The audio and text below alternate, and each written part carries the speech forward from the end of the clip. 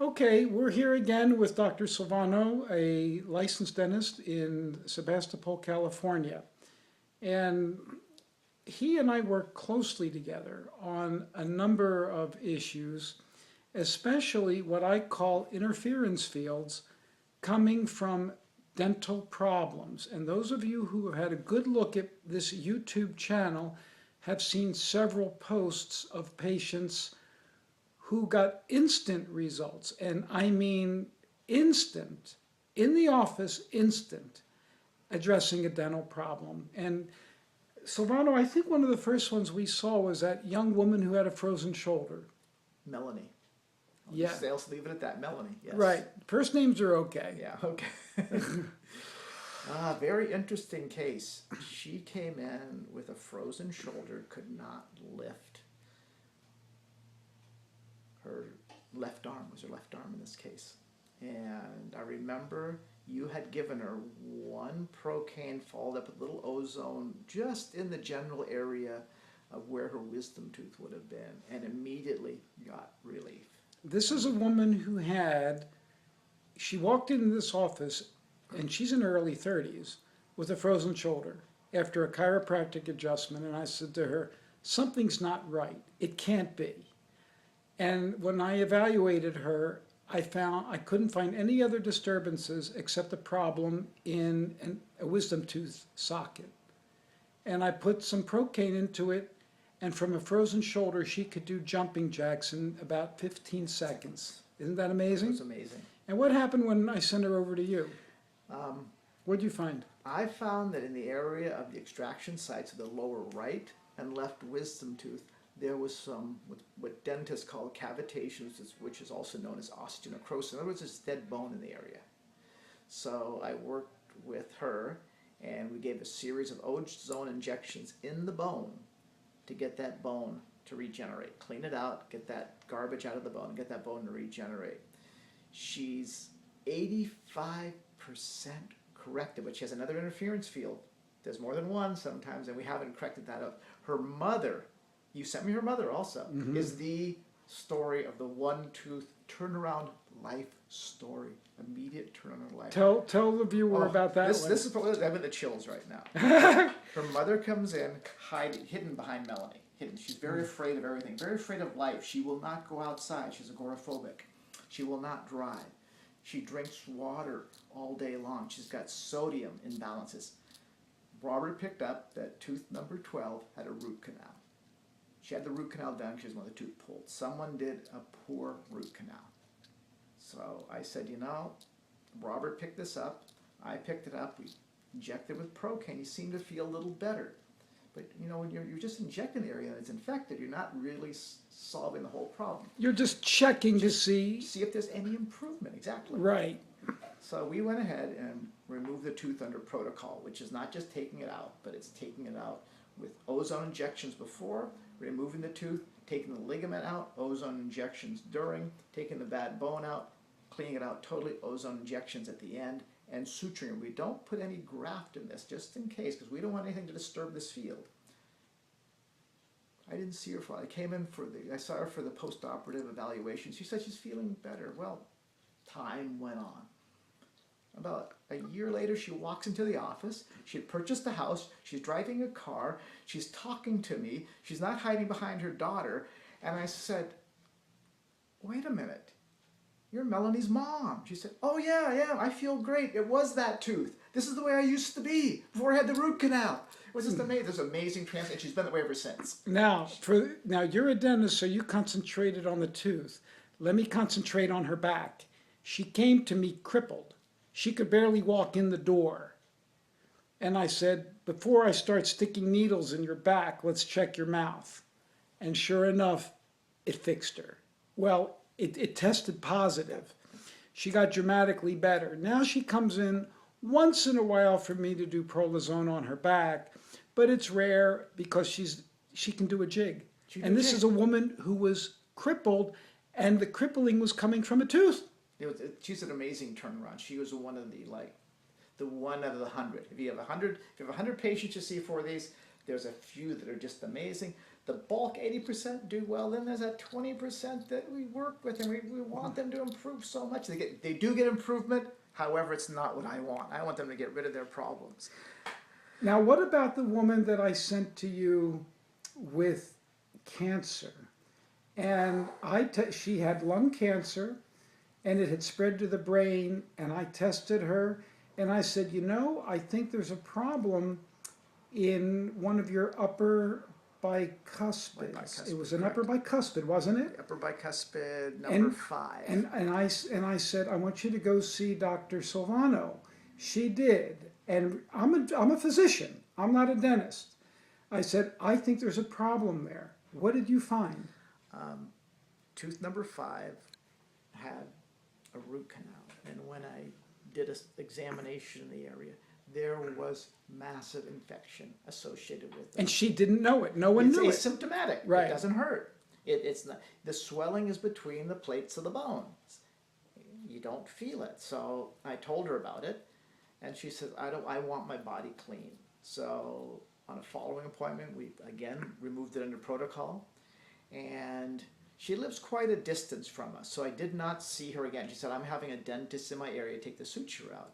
Well, through a mad series of luck, I saw her at Dr. Rowan's office one afternoon. What a difference again. She had a skip in her step. She was standing upright. She was feeling good.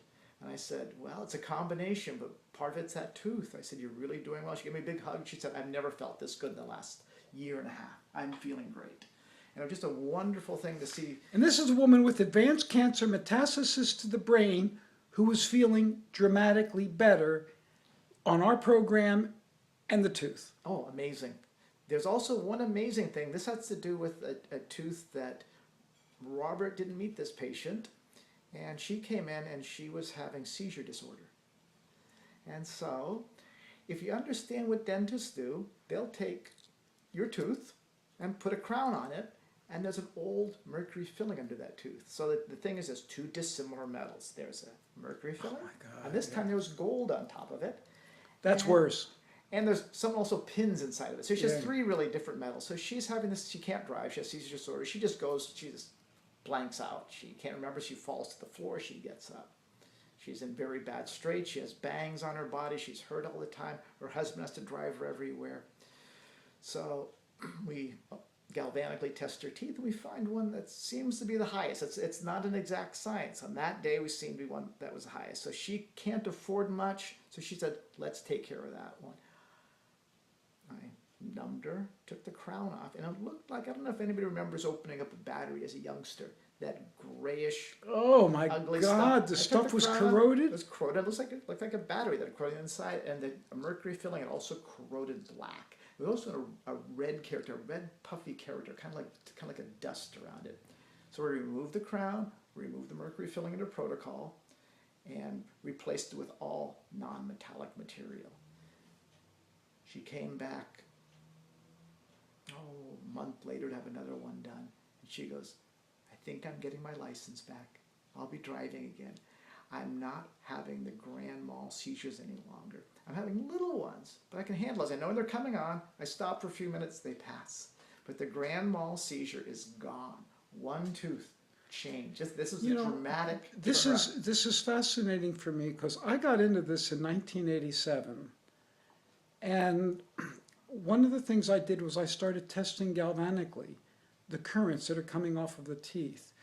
Do you know that the milliamperage coming from those fillings are far higher, multiples higher than what your brain, than what the brain is putting out? Yes, multiples higher. So if you're having these milliamps coming off your mouth, it's giving your brain very strong mixed signals, if you want to say that. It's frying it. It's frying it, yeah, it's frying it.